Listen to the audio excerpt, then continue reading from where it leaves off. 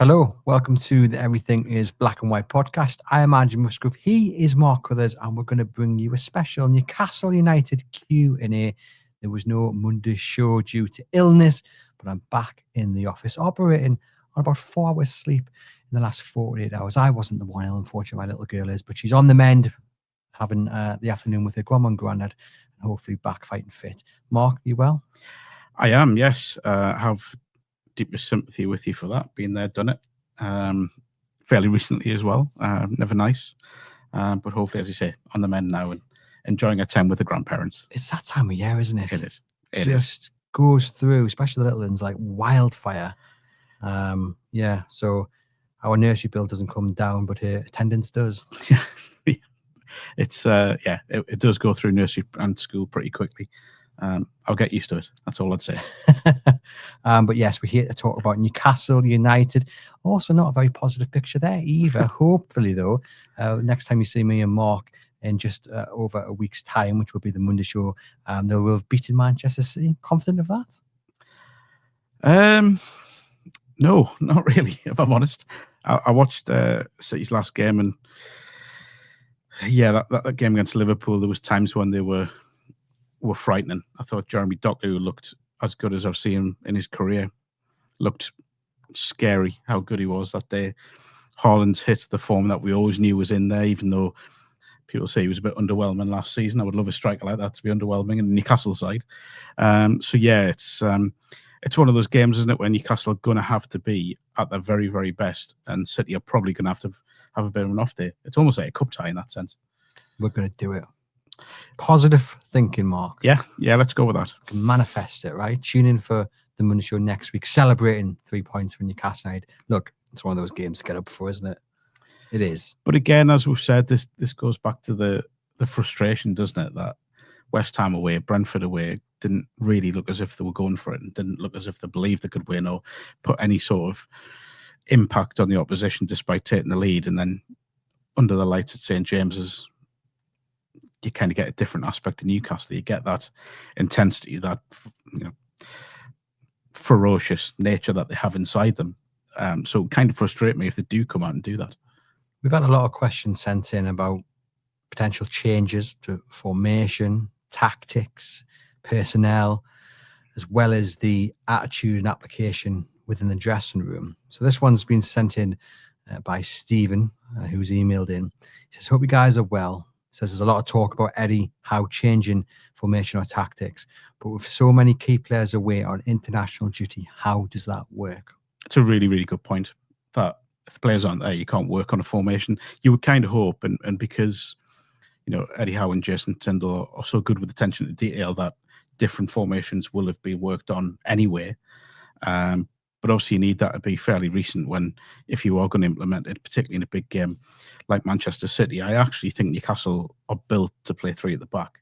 And I think I've said that on here before. I think whether it was Shaw that came in alongside Botman and Chow, or if Byrne went to a left-sided centre-back, I actually think that's not a bad thing. I think there's a lot of balance in there, particularly if Hall is back and fully fit on the left as a wing back and can get forward and do what he loves doing, safe in the knowledge that he's got cover from a left-sided centre-back, whether it's Botman or Byrne.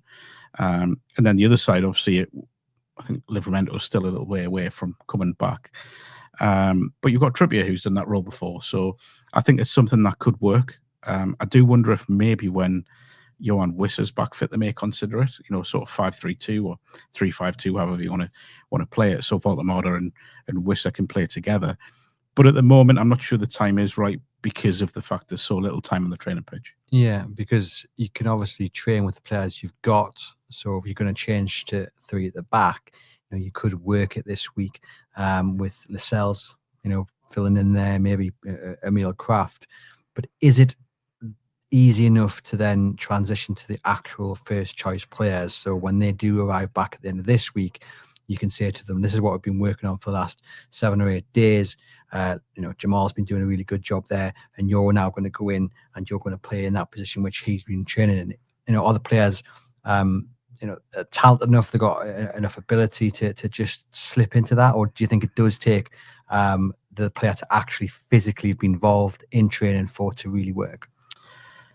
I think that helps if they're involved in training. I think the players are good enough. I think they have played that before. It's not a completely new formation for them, so they would be able to do that. I just think it may be a little bit too much of a risk to do it this late before Manchester City. Look, a lot of these players aren't really going to be back until Thursday, maybe. There's obviously still international games on Tuesday night, so you're probably looking at some getting back on Thursday. So it would be difficult to implement it. I'm not ruling it out. I wouldn't be shocked if Eddie did do it, but at the same time, I'm not sure the timing is right. I think it's one of those where it may just take time to work on in training. You mentioned there the return of Yohan Wissa, probably a little bit too early this game, but Nick Voldemare has been speaking about the return of Wissa, speaking to ESPN while he's been away on international duty. And scoring. Yes. In both games? He did. Which we'll come on to in a moment because there's been plenty of questions about that as well. But on the return of Yohan Wissa, he was asked whether he was looking forward to that, and he said, I was expecting it. Not like I play every game, but sometimes with Wissa or Sula, sometimes I thought we could change sometimes because I play a lot of games. This is the first time for me. I'm playing in the rhythm of every 3 days.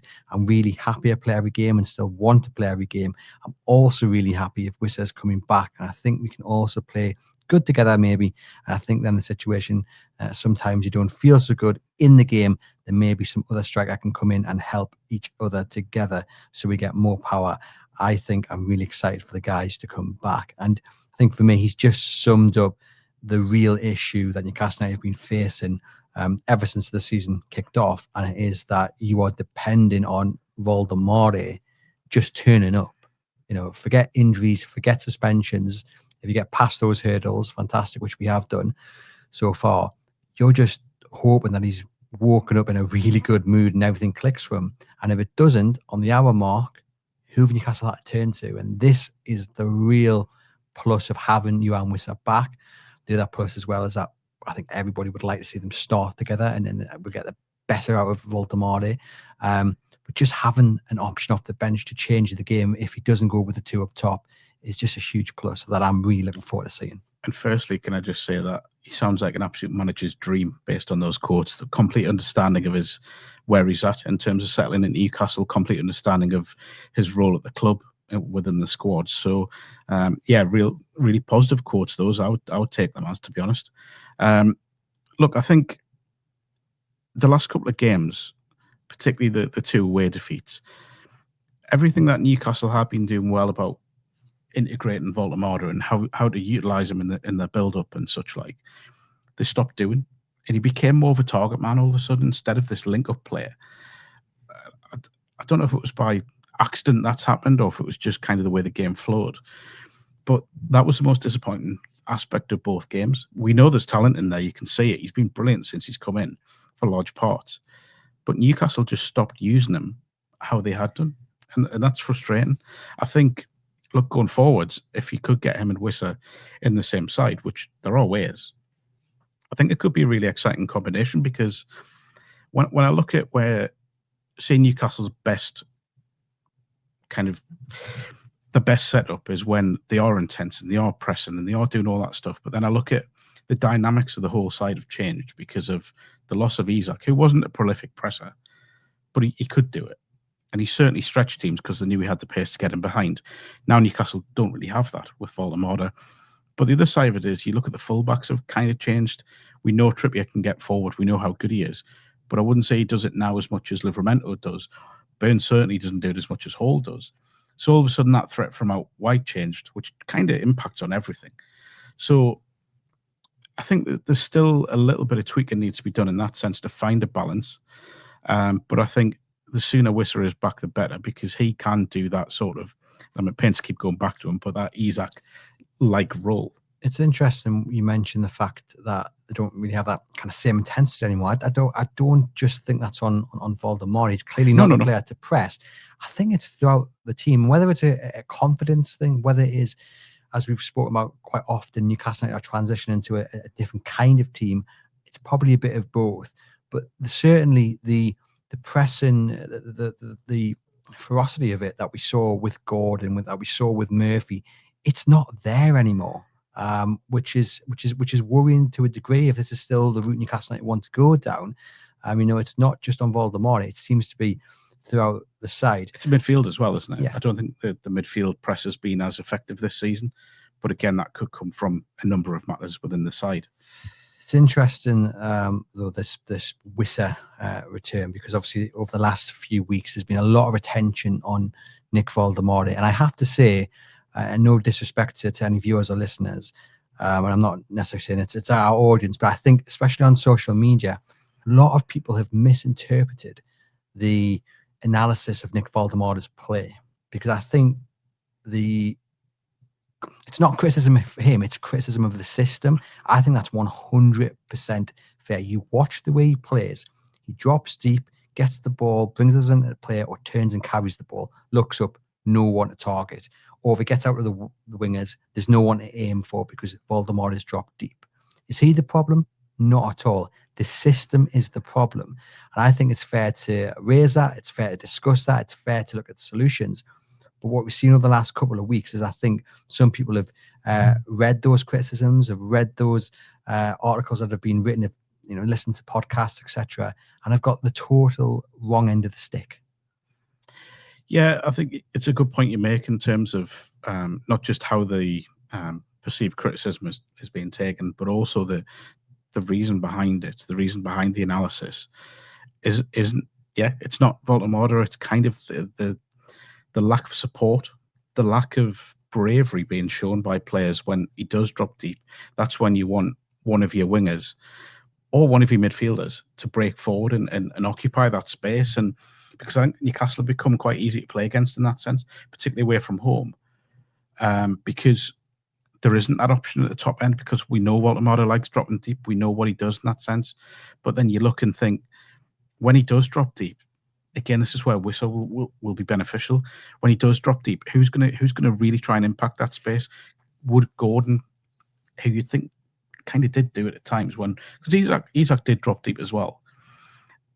Gordon would then go and drive inside and occupy that space and trouble defenders. That kind of stopped happening. But I think, again, look, we are sort of 3 months in the season now. We should be seeing progression in that sense, even though Voldemort came in fairly late in the window. I don't think we've seen enough of it. And I don't know if it's down to a lack of form, possibly a lack of consistency of team selection, or just a lack of bravery, where the wingers aren't doing that. They're not used to it. They're still adapting. At some point, that's going to have to click.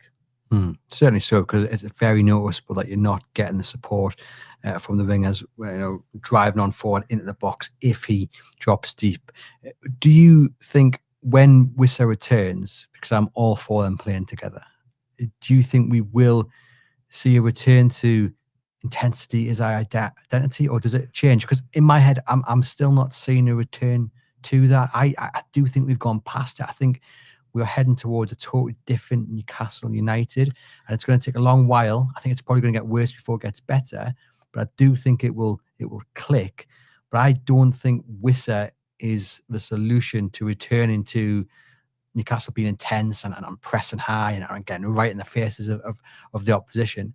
I just think what you're going to have is Voldemort now being able to, I think, play to his strengths. And I know he scored goals this week as a number 9 for Germany. But again, there was a lot of dropping deep for him. I just think Wissa's the solution to the Voldemort issue, which isn't his issue, by the way, again, rather than a return to, wow, these are, chasing down the defenders and force them into mistakes. I think there's possibly two things that will take Newcastle back towards that. And the reason Wissa may is because I think defences know that if Voldemort gets in behind, he isn't going to race away from you. So they naturally can play a higher line. Whereas with Wissa, because he has got that bit of pace about him, they may have to drop off at times, which then allows Newcastle to move forwards and press a little higher. But again, I go back to the fullbacks, and it sounds like a ridiculous point to make because we're talking about the front line. But because we know Tino, Livramento and Lewis Hall love getting forward so much, that just places a little bit of doubt in the opposition's mind as well. So that forces Newcastle forwards. So I think there will be kind of almost a natural progression towards that more intense level. You're right, I don't think it'll get back to where it was, but I think we will certainly start seeing in Newcastle with more intensity than they've shown in the last sort of, say, 6 weeks. Because those fullbacks, they are absolutely integral to how Eddie Howe plays. And again, I know it sounds daft saying that when we're talking about the forward line, but I think it impacts on the whole team because there's a natural tendency to just push forward. Of course it does. And it sounds daft saying this when you've spent £55 million on a winger, when you've got another winger who people would say is worth 80-odd million pounds. But I think with Trippier and Burn, as reliable as they are, they're not bombing on as Livramento and Hall can do and will do. And I think what that leaves is that responsibility on the wingers to do it all, when really they're at their best when they're interlinking with the fullbacks. It's give and go. We saw that with Trippier and Miguel Mio and how well that worked. And Lewis Hall's done it as well with that Anthony Gordon before the injury. So hopefully we return to that, because I think you saw against Brentford, there were times when Newcastle United were in very good positions, and you look over to the flanks and there's so much space, and you think that's where Tino would be, that's where Lewis would be if they were in this side. So hopefully when they're both back to full fitness, that's what we're going to see. Do you think that their return, whenever it might be, and then we've got to also give them probably 2 or 3 games to actually get up to speed, but do you see Newcastle's fortunes turning around quite quickly when both of them are back in the side? It's a really big shout to make. It's going to be difficult for them because there's so many big games coming up. You look at the Christmas is always a hectic period, a pivotal period, but you look, because Newcastle have got this Carabao Cup quarter-final, because they have Champions League games, there's a lot of the one benefit of that is that they will get up to match speed quickly, because they're going to be in that intense nature of the Champions League, the Premier League, whatever, or playing Premier League opposition in the Carabao Cup, which may help them. At the same time, there's a big responsibility on Eddie Howe now to manage that fitness of both of them. I think, despite the Burn situation, the Brentford game, I did to a degree understand why he was so hesitant to throw Lewis Hall in for 45 minutes from the start. But having this period where he's trained, you would imagine he's probably ready to start now. So hopefully that happens. I think he'll probably take a similar role with Tino, or similar outlook, where once he is back fit, you'll see maybe a half an hour appearance or a 20-minute appearance, and then build it up.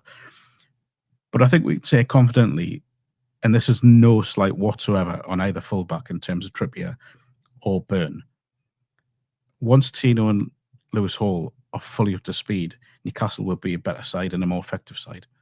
Fingers crossed. Might take a few weeks to get to that stage, and of course time is nobody's friend in the world of football. We've got Harry, who has also emailed in, and the email address is the eibwpodcast@reachplc.com. He says, Mark, you watch a lot of Newcastle's youth ranks. Have you seen any improvement since Adam Lawrence came in from Manchester United? Yes. I know results don't necessarily show that. And I can't stress this enough, and it's something that I've kind of thought in terms of academy sides. Sometimes you have to look beyond results, and it's about progression. Now, there's a lot of different layers to academy, particularly the 21s, where success isn't always results. It's, are they progressing players towards the first team? And there was a fascinating piece, partly written by Chris Waff, formerly of this parish. And he wrote about the fact that Newcastle view success in academy as, are they setting people up for life? Not necessarily to come into Newcastle's first team, or they going elsewhere, or they having careers elsewhere even. That, the lessons I've learned in the academy. So I am getting around to answering the question here, but it's just that's how success is viewed in Newcastle's academy. It is, yes, they want results, of course, it's football, it's a results business, but are they giving people a chance, giving players a chance to progress and have a career, ideally at Newcastle, if not elsewhere? Since I've come in, I've dealt with Adam quite a lot and spoke to him a lot after games, and I've been nothing but impressed with him. He's been brilliant to deal with, and you can kind of get why they brought him in, because he thinks along those lines of thinking. You can see what his outlook on the game is. There was little bits like we spoke about Sean Neve, and there was a piece on the Chronicle over the weekend where he spoke about, yes, there are a lack of options at the top end of the pitch. And Neve is, and we spoke about him last time, didn't we? He is a number 9. But then he spoke about the fact that trying to make him a more rounded player by playing him deeper as a 10 or playing him out wide to try and give him the best chance of progressing towards the first team. So it's that kind of level of detail, that openness to change, which is why I think they are making small steps. They are small steps. And I mean, I'm watching them on Tuesday night. They play Real Sociedad in the Premier League International Cup. Then they play PSG on Friday. So they're going to be 2 really interesting tests. He is improving players. Slowly but surely, you can sense there is an improvement coming. I think results will follow. But I just think his outlook on the game is the biggest benefit Newcastle will get at 21's level. I've got another question in from Ali, who says, we hear a lot about Sean Neve and Leo Shahar, but is there anyone else catching your eye? Yeah, I mean, look, it's really difficult to assess where they're at the moment because not a lot are getting. I mean, sorry, they've got a lot of games which provide a lot of challenges. So you're looking at someone to go, are you meeting all of those challenges? I'll tell you what has impressed me, and again, it's more with attitude, is Scott Bailey as a midfielder. I'm not for one moment suggesting Scott is going to break in the first team or get even close at the moment, because Newcastle do have options in that area. But I spoke to him after the game against Athletic Club at Gateshead Stadium, and he spoke about a willingness to do the sort of dirty stuff in a game and get stuck in. And I sort of hinted at, I didn't want to come out and ask him if he'd be interested in going on loan, because it's a stupid question to ask a young player, and realistically, they can't answer it sensibly. So he spoke about, if I was to go into a League Two side where you have to do that side of it, then I'm more than willing to do that. At that age, I tend to look at attitudes more than. I think I wrote a piece again on Saturday that was out of the weekend about 7 players that should be looking to progress towards first team. Now, the 2 you mentioned, Neve and Shahar, for me, are without doubt the closest. But then I look at attitudes, and I look at someone like Cathal Heffernan, who captains the 21s.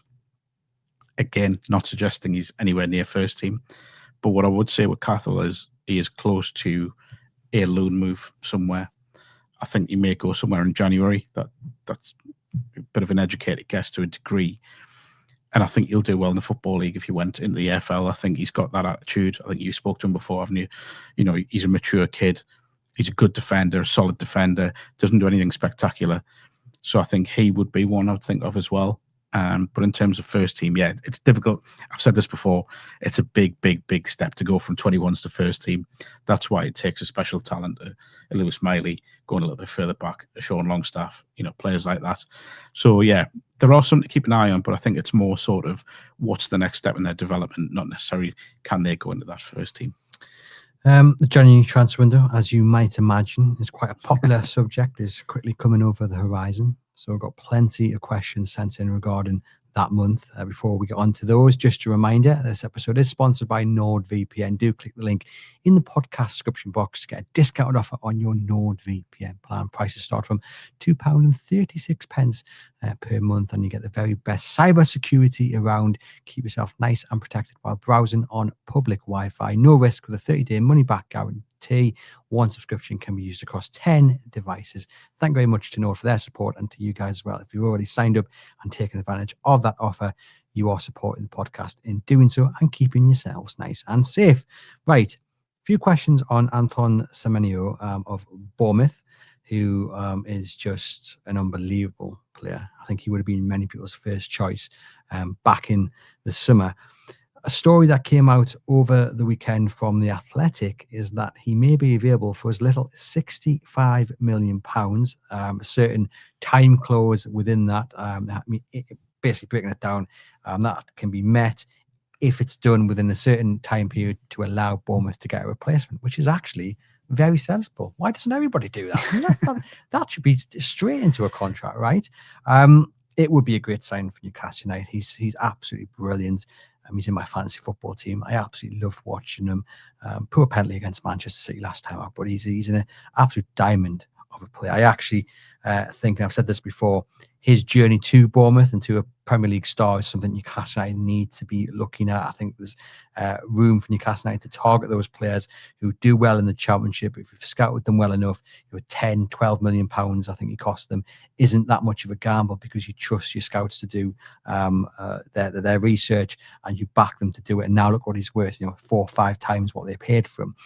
But in terms of the Semenyo of today, earmark, is there room for him? Because Newcastle United have an abundance of underperforming wingers at this moment in time. And B, is it a real prospect, do you think? Firstly, without sounding like a grumpy old man, the fact you just said as little as 65 million is kind of sums up where football's at now, doesn't it? But you're right. I get what you mean. But it's, I am a grumpy old man these days. I mean, you take that clause out and you you'd be realistically ask for a price from Bournemouth. And I think from any football fan who watches the Premier League, you'd be seeing much closer to 100 million pounds. No, I agree. He's absolutely electric. I agree. Yeah, he is. He's been, for me, one of the best wingers, if not the. But, hi, Alexander, he's ex-agent. If you're watching, you might want to take note from Semenyo, because that's how you do it. Sorry, just wanted to get a little dig in there. We've mentioned him far too much this on the show. I mean, he has been one of the best, if not the best winger in the league this season. He's someone. It's a great point you make about the journey, because it takes a lot to progress from where he was to where he is now. And I don't just mean ability there. I mean, again, attitude. His attitude is clearly top-notch to progress from, with all due respect to Bristol City, a pretty average Championship side, to becoming what he is now, where you look at the clubs that have been linked with him, and again, with no disrespect to Bournemouth, but there are Champions League clubs mentioned, including Newcastle. Is it realistic? I think it would take a sale to make it happen, certainly losing one of the 4 wingers they've got.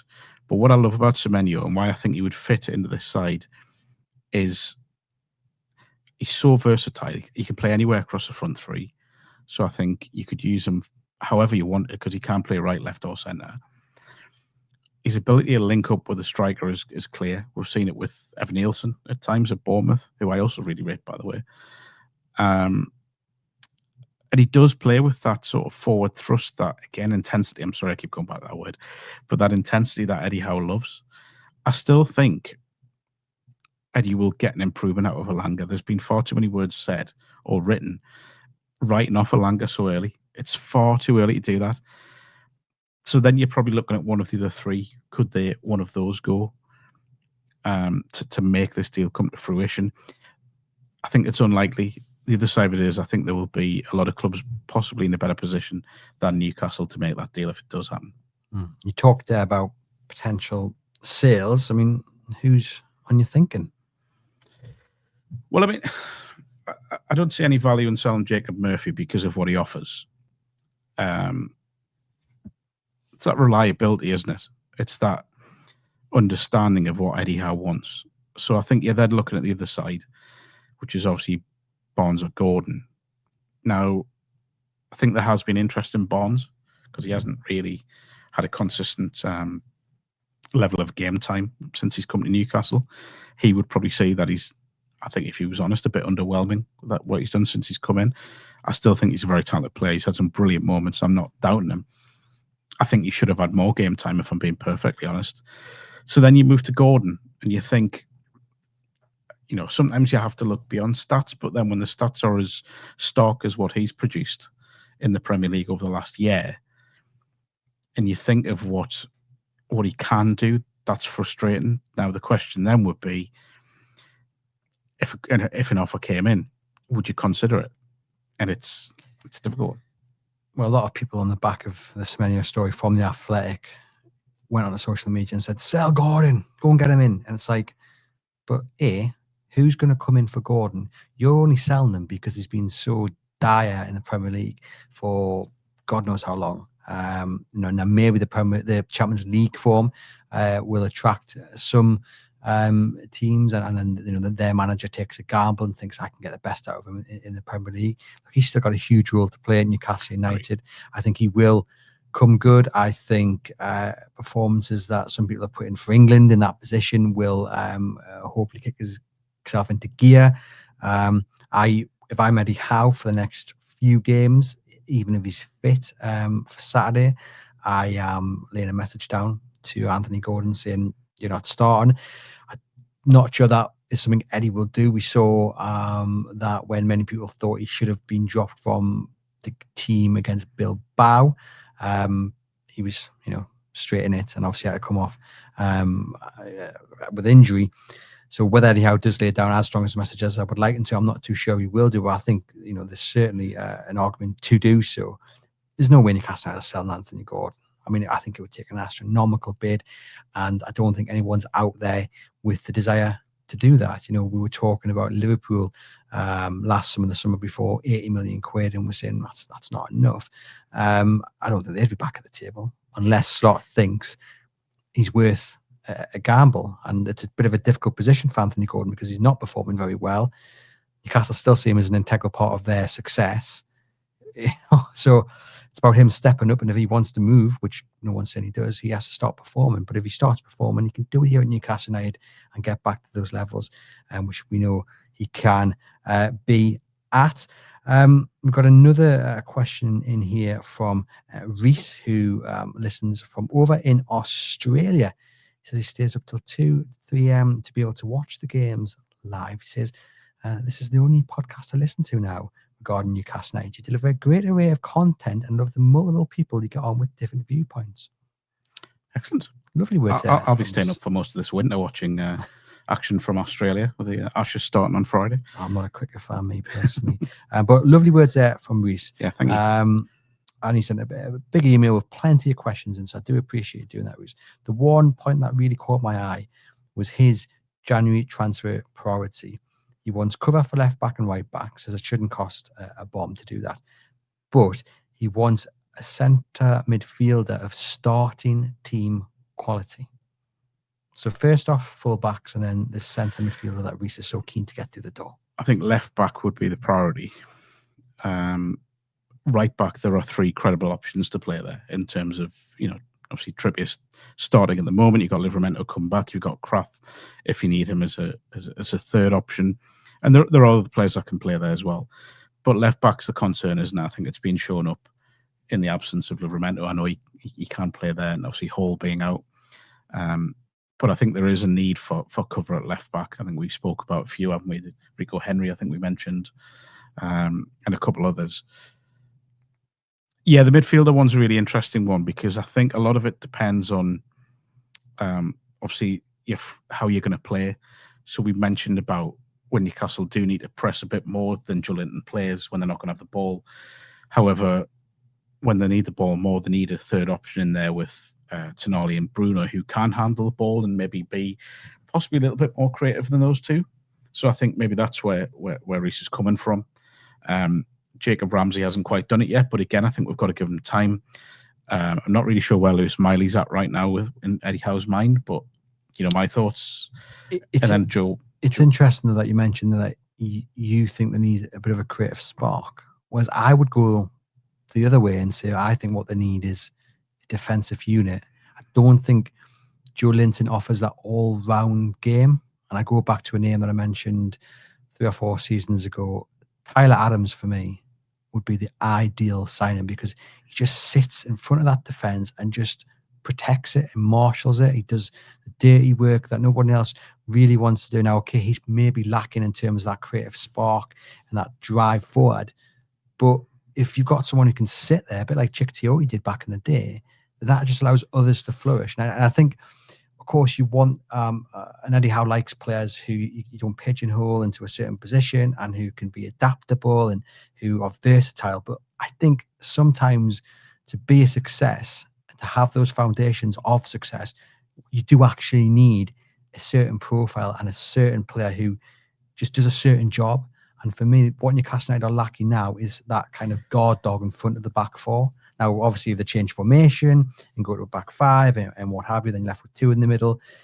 There's questions there. But for me, right now, they are lacking someone who can just offer that protection to that back line. And that's where they're getting exploited the most. That's where the weakness is. Now, obviously, they're not going to get Tyler Adams because he's an instrumental part of Bournemouth at the moment and they're flying high. But that's the kind of player I think they need. I think it's strange these days because I don't think there's many of those players around now. It's kind of moved on where there are players. So Rodri's a great example. And I know that's a stupid one to use because he's clearly one of the best in the position in the world. But I wouldn't bracket him as a holding midfielder or just someone who does that sort of work. He's brilliant on the ball. So I think given the control Eddie Howe wants, you need someone like that. If you're going to have that kind of type of midfielder, it's not just a ball winner or it's not just a terrier as it would have been back in the day. It's someone who can get on the ball and progress the game like a Rodri can. João Palhinha is a good example as well, who Tottenham brought in. I thought it was a great deal, by the way, getting him on loan with a view or I think there's already a deal in place for a permanent. So that's maybe what they'd be looking for. Maybe that would then free up Tonali and Bruno to be a little bit more creative going forwards. But I just think there is a need for someone who's better on the ball in midfield. I think Joe Willock, again, doesn't seem to be the go-to where he was sort of 2-3 years ago. So maybe there is a need for a freshen up in there, which I never thought I'd be saying, by the way. When we sat here in the summer and you looked at Newcastle's midfield options, you did think they're pretty well stocked. But it's amazing how things change. And I think this is what we've got to be used to. We want, at the end of the day, we want Newcastle to go to that next level on a consistent basis. We don't want Wembley to be a one-off. We don't want Champions League nights to be every couple of seasons or every 3 seasons. You want players that can get them to that next level. And I think that's what it is now. I think Ross Gregory said this in a piece in the Chronicle where he was talking about the Nick Pope Ramsdale. Eddie's now got to be ruthless. And it's not just him. It's the whole club. So if they don't think Joe Linton can do a job, then they need to go and get better. If they don't think Anthony Gordon's doing a job or someone on the right-hand side of it, Langro, then they need to go and get better. They've got to be ruthless. And this is what will take Newcastle to that next level on a consistent basis. So it's kind of at the stage now where I wouldn't fall in love with players, because if they are going to get that next level, if they don't think these players can, then they will go and get better. It's time to evolve. It is time to evolve. No room for sentiment. It's time to evolve. It's evolution, not revolution. That's it. The final question then on the January transfer window comes in from Peter. He says, do you think Newcastle will make a big statement this January? If so, what does that look like? I'm going to say no, purely based on the fact that they don't tend to do that in January. And this has kind of always been at the club, even since, look, you can say PIF's first window was a statement, but it had to be. And I don't think this one necessarily needs to be, even though I would like it to be a big one for them. I just think it's difficult to do those deals in January, whereas they will do something. Some players will come in. But I think they'll probably look towards next summer as the one where they'll go and maybe try and push. I do feel as if we've been saying that a lot in recent seasons, but I do feel as if there is a need. Now, I look at this squad, and you look at players who are out of contract or players that are going into the last 18 months of the contract. There's big decisions lying there, and there's a lot of players currently set to go at the end of the season, or certainly either get new contracts or maybe move on in the last 12 months of their deals. So I think there is a need for some, again, evolution within the squad. I just feel that's more likely to happen in the summer rather than January. Yep, one to watch. A quick word on Newcastle United women. Beat Sunderland 3-1 up at St James's Park. Over 18,000 people took in the game. Big statement win. I know Sunderland aren't doing as well as maybe you would expect, but more in terms of from the Newcastle United point of view, since the managerial change, the results have improved and the table's looking a lot healthier now. It is. I mean, look, it was a concern, particularly after having such a busy summer in terms of transfers and a lot of players coming in, some surprise ones moving on. Obviously, when your captain moves on, and Amber Keegan-Stubbs was a little bit of a shock, I think, and there were a couple of the players that went elsewhere that were a bit of surprise. Maybe it just took a little time to get these new players settled in. But I think a couple have impressed, particularly in recent weeks since the sort of changes happened. I think everyone will always be grateful to Becky Langley for what she did at the club, to progress the team, even with the resources that she was given compared to her rivals in the sort of lower divisions where they've come from. You've still got to rise to those expectations, and she did that brilliantly. And she should always be thought of fondly by everyone at the club, not just on the women's side, the way she conducted herself, but also what she was doing before the takeover, and keeping the club going and keeping the side going in such difficult circumstances. But now it's going to be really interesting to see who comes in, because clearly the target is getting to that top level and challenging the Arsenals and Chelseas and Man Cities on a regular basis. So it's really interesting. But I feel as if the last sort of 3-4 weeks, maybe there is a little bit of belief growing that they can push for the top level this season. They've got the players. I thought it wasn't the greatest game on Sunday, but I always think Derby and Derby clashes. We've talked about this in a few weeks, won't we? They're never great games. They're not. Let's be honest. They're always horrible. They're always niggly. They're always tight and tense. And once in a blue moon, you get one that isn't. But I just felt Sunday was just about getting a win, and they did it with a certain degree of control at times, but also the points were all that mattered. And you look at the table, you're right. To get into the WSL as a target, they're in a good position now. They've got to build on that momentum. Fingers crossed they do. Final question then comes from Brian in Westerhope. He says, which Newcastle United players realistically have a chance of making it to the World Cup? So, good question. Dan Burn, I think, will be in.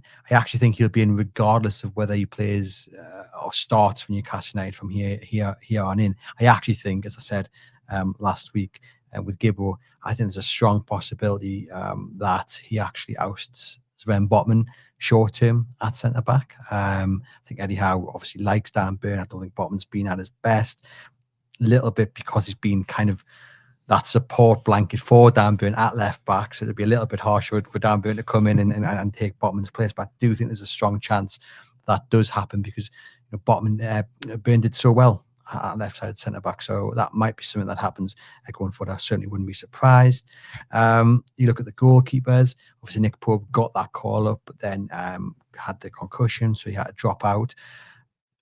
Look, if he doesn't start games, and Aaron Ramsdale comes in, I think some people might look towards Aaron Ramsdale. I think the goalkeeper has to play regularly for your club. Nick Pope, if indeed he does keep his place at Newcastle United, needs to be better because it's just not been the standard that we need from him. Where else are we looking? Anthony Gordon. Thomas Tuchel really likes him. I think he will get in. I think he has to improve in terms of what he does domestically to get a start for England. But I think he's pretty much a shoo-in for the squad. Jacob Murphy's never going to get a call up. It would be a lovely end to what has been a remarkable turnaround for him. Lewis Miley's not going to get a nod. Anybody else I'm missing? 2 fullbacks. Oh, yes, Lewis Horn and Livramento. Because we haven't seen them this season, really. So look, if they're fit, obviously they go, don't they? Yeah, I mean, look, possibly not Lewis Hall. You don't think? I think that left back position is his if he can get past the injuries and if he has a sustained run of games to the end of the season. I don't think he can afford to miss any more game time from here on in. But if he manages to stay fit and starts week in, week out for Newcastle United going forward, I think that left back spot's his. The one thing that could help him is the fact that Miles Lewis-Skelly isn't playing for Arsenal. He's going to go in January and he's leaving. So what I will say, watching the 2 England games, and I know that the opposition are going to be better at the finals, but I thought Nico O'Reilly was excellent in both games. So I think he may well have played himself into a position where, as long as he keeps playing for Manchester City, which he is, he will go. Lewis Hall, we know, took the likes. Am I right in thinking Tuchel give him his Chelsea debut? I think so, yeah. So he'll go. I wouldn't rule out Tino starting at left back for England if he's fit and gets a consistent run of games. I think Reece James will play at right back, but I think Tino is more than capable, as we've seen, of filling that left-sided left full-back role. Now, the fact he can play both kind of means he can fill 2 roles for Tuchel. So I think, Yeah, I think Tino will go. I think Byrne will go because clearly he's admired by the side for a number of different by the manager for a number of different reasons. Gordon will go for the same thing, and that the manager seems to really rate him, and the fact he can play right, left hand. And I know we don't like him playing through the middle, but he has done for England at youth level. But apart from that, I can't really see anyone else unless something spectacular happens. You're not even going to put forward your Bezimara? No, I think Lewis, yeah, he's happy in the 21s, isn't he? He's doing well for them. That's it. If he can get consistent game time, I think he could progress towards senior level. But there's a lot of things in his way. It's far too early. But yeah, I think it'd be stretched to see a Murphy or a Barnes push, just because I don't think we'll get the game time for Newcastle to force that. So I think I'll say Byrne, the 2 fullbacks, and Gordon. No goalkeepers? No. I guess the one thing that might give Murphy Barnes hope is that Tuchel likes a mix. He likes a mix of his trusted lieutenants, but those who also have hit a bit of form. Where with Gareth Southgate, you knew it didn't matter what X, Y, Z had done in the build-up to the squad. If he liked them in the way in the squad was. I think Tuchel is a little bit more open to players who've just got a good feeling about them. So that might give Murphy and Barnes that little bit tiny hope. I don't think it'll get them into the squad, but there's that little bit of tiny hope that if we perform well in the run up to the squad, you never ever know. The only thing I'll say on that, and I mean you're right to an extent. There was a piece from, I think it was the Mirror today, where they were talking about basically a 50-strong list of players that could make the squad. And clearly the piece was done with some sort of background knowledge. And it was obviously the obvious ones were in there. And then the ones who were sort of on the fringes. And then a few kind of wild card options, like Alex Scott was mentioned from Bournemouth. I'm trying to think who else was in there. There was a couple of others. But there was no mention of either of those two. And I just kind of think, if they're not even in that conversation, it would be a surprise. I did enjoy a certain pundit on Sky Sports suggesting that Eze wouldn't even get into the squad. Yeah, I mean, I'm not going to name the gentleman. He's been trending over the weekend for various things he said on Sky Sports. Did once score against Newcastle in the League Cup in 2008. But anyway, that's the little clue. He said Eze wouldn't get into the squad. So he was talking about an Arsenal player. That might be why. You think the bias has crept in there? Obviously not here to offer his defence to why he said something so daft. If you would like to, you know where we are. But Eze's going, and he's an absolute dream to watch. He's absolute beauty to watch, isn't he? I did laugh last week. Did you see when he scored that goal against? It was I don't for England. But I saw the goal. Yeah, barely didn't touch the plate. You just like first time, wasn't it? But yeah, it was the England Twitter account saying that it was put on a plate for him. Wasn't really, was it? It's not on a plate. It's a tough finish, but no, I think it's exciting to think that Newcastle could have 4 players going to World Cup finals. I mean, it's a long time, if ever. The only time I think is maybe sort of 98. There was Shearer, Rob Lee, Batty, Barton, perhaps. Barton. No, he only made one international, 2 international appearances. But yeah, the representation is the exciting thing, and it speaks volumes of how far Newcastle have come in the last 4 years under Eddie Howe, and also, I mean, damn, Byrne, England international, unbelievable. You're thinking about that person, aren't you? No, I'm trying to think of other World Cups. I'm just trying to work through to think if they did.